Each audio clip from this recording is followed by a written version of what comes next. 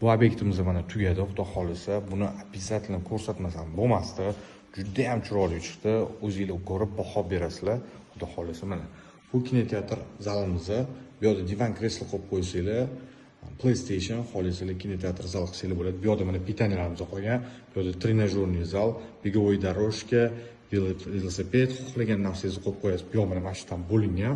Bemalol o'rtada joy qoladi, o'tirib dam olasiz, kinoteatrning zal bo'ladi. Dam olib ko'rsangiz bo'ladi.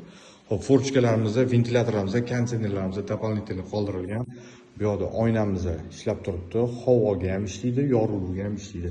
Oxirgi tochkamizda mana bu yerdan ko'rishingiz mana искусственный zona beryapti. Ozgina bo'lsa ham chiroyli ijod qilib, xudo xolasa uy egalariga yoqdi.